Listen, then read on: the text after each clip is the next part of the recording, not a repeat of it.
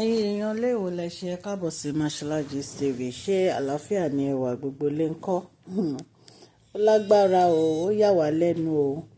Nígbà tá a rí competition Títí Máṣà, ìyàwó Kwan tẹ́lẹ̀ àti Manuela, ó yà wá lẹ́nu.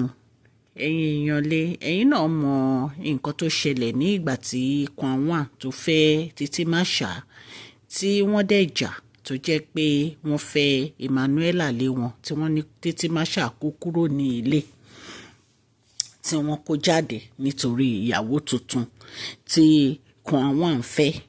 Alhaji ti fẹ́ ọ̀pọ̀lọpọ̀ ìyàwó kó tó di pé wọ́n fẹ́ Títí Máṣà, ṣùgbọ́n ìyàwó tí Títí Máṣà yìí ó jẹ́ nǹkan tó jẹ́ pé ó ya gbogbo èèyàn lẹ́nu nítorí pé ìyàwó olórùka wọ́n lọ sí rẹ́gísítírì láti fẹ́ Títí Máṣà ni.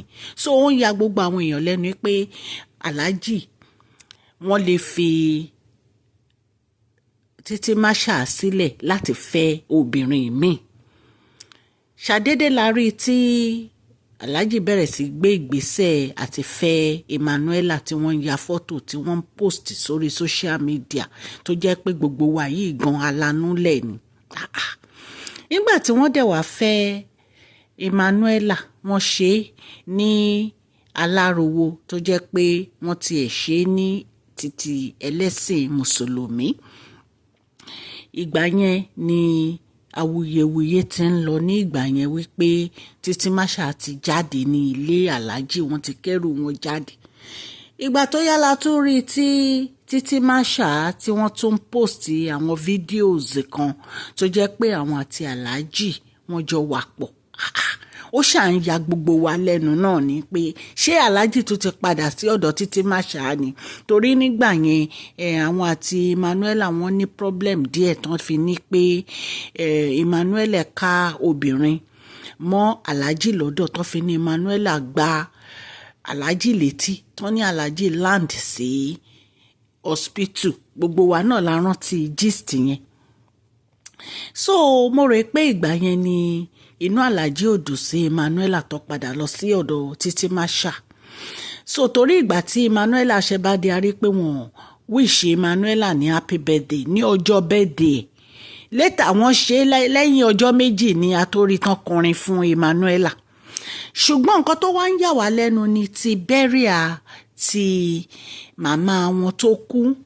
Ọlọ́run á fi orí jì òkú ọ̀run o, Ọlọ́run á tẹ́ wọn sí afẹ́fẹ́ rere o, á bá wọn kẹ́dùn, á bá wọn yọ̀. Ọmọ rere á gbẹ̀yìn gbogbo wa o, tẹ́ ń gbọ́ mi. La wá rí Títí Máṣà àti Emmanuela tọ́jọ́ wà pọ̀ lẹ́gbẹ̀ẹ́ Alhaji tí Títí Máṣà mú handkerchief tó fi ń nu Alhaji lójú. Àwọn èrò dẹ̀ pọ̀ ń bẹ̀, kì í ṣe bóyá bòńkẹ́lẹ́. In fact gan ìgbà tí Alhaji tún jókòó síwájú ṣe ló tún ń wá àyè láti lọ jókòó ti Alhaji. Ó wá ń yà wá lẹ́nu pé ṣé Alhaji ti padà àti Títí Máṣà ni, kí ló ń ṣẹlẹ̀? Emmanuela náà wà ń bẹ̀ o, kì í ṣe pé kò sí bẹ́ẹ̀ o. Emmanuela tàjẹ́ sẹ́yìn tiẹ̀, ó fi àwọn méjèèjì sílẹ̀, wọ́n jọ ń nu ojú ara wọn. Títí Máṣà ń nu ojú Alhaji nígbà tí Alhaji ń yọ mi lójú. Àwọn èèyàn wá ń sọ ipe ṣé Títí Máṣà sì nífẹ̀ẹ́ Alhaji ni pẹ̀lú gbogbo disgrace tí Alhaji ti fún ní ìgbà tí ó ń fẹ́ Emmanuela. Àwọn èèyàn kan náà ló tún sọ pé ṣé àwọn ò mọ̀ pé kì í ṣe ojú lásán ni Emmanuela fi fẹ́ Alhaji ńgbà yẹn, ipe bóyá nǹkan tó ṣe bóyá ó ti bàjẹ́ ni. Àwọn èèyàn wá ní ọjọ́ o, ipe ṣé Títí Máṣà jẹ́jẹ́ kan ló jókòó, Emmanuela ṣé jẹ́jẹ́ kan ló jókòó tí Alhaji lọ ń wọ̀n tó lọ ń wá kokoko tó lọ ń wọ̀n kokoko mọ́ ẹni ẹlẹ́ni ni.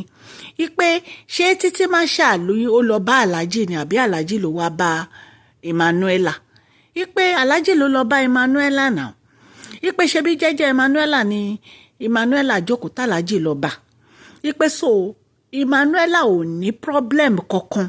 Ipe Alhaji gangan ni wọ́n mọ nǹkan tó fẹ́ ṣe. Alhaji gangan ni wọ́n mọ obìnrin tó fẹ́ wà pẹ̀lú. Ipe ṣé àwọn méjèèjì náà wá ń fẹ́ nísìnyí torí bí a ṣe gbọ́ wọ́n ní Títí Máṣà ò bá aláàjì gbélé, wọ́n ní Emmanuel àti aláàjì nìkan ló ń gbé inú ilé. So ní ìsìn báyìí Títí Máṣà àti aláàjì ti padà, torí nǹkan tá a rí yẹn yín náà rí lórí picture yìí, lórí ta post yìí, nǹkan tá a rí yẹn mí pé wọ́n ti padà. Àwọn èèyàn wá ní ṣé ó yẹ kí Títí Máṣà gba aláàjì padà ṣá, pẹ̀lú gbogbo disgrace tí aláàjì fún wọn lórí social media, tó jẹ́ pé àwọn àti Emmanuela wọ́n jọ ń post video lójoojúmọ́, wọ́n á máa dì mọ́ra wọn, wọ́n á máa kiss ara wọn. Ìpè so why now tó jẹ́ pé Títí Máṣà ò lè move on, ó ní láti padà.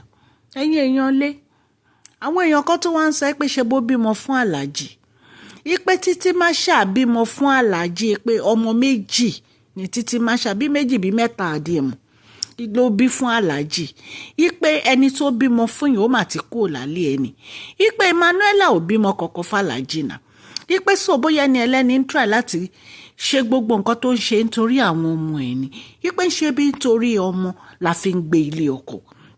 Ìpè tí Títí Máṣà bá lóun ò ṣe mọ́ ní sí ọkùnrin wo ló fẹ́ fẹ́, ṣé ó máa kó àwọn ọmọ ẹ̀ kiri lọ sílé àwọn ọkùnrin míì ni. Ìpè bàbá ọmọ ẹ̀ ṣì ni Wàsíù. Ìpè so ìpè àwọn ò rí fọ́ọ̀tì Títí Máṣà. Ìpè ó wá stand fún àwọn ọmọ ẹ̀ ní ọjọ́ tí ìyá yìí bàbá wọn kú ni. Nǹkan tá a gbọ́ nìyẹn èèyàn lé. Ọlọ́run Elédùmarè á ṣàánú gbogbo wa o. Ṣùgbọ́n èmi mọ̀ wípé Ọlọ́run á tọ́ aláàjì sọ́nà, Ọlọ́run á dẹ̀ kó wọn yọ, nítorí pé obìnrin kéèyàn máa gbé ilé olórogún kì í ṣe nǹkan tí ó easy. Bí Yorùbá dẹ̀ ṣe sọ, wọ́n ní òrìṣà jẹ́ pé méjì obìnrin kò dénú. So mi mọ bí wọ́n ṣe fẹ́ ṣe láàrin àwọn méjèèjì o. Ẹ dẹ̀ mọ̀ pé ọmọ ìgboro ni àwọn méjèèjì. So ìyẹn kù sí ọwọ́ aláàjì. Ọlọ́run á ran aláàjì lọ́wọ́. A mú ọ̀rọ̀ yìí wá láti iléeṣẹ́ Mashola Gist TV, kí Ọlọ́run kí ó ràn wá lọ́wọ́. Àmín.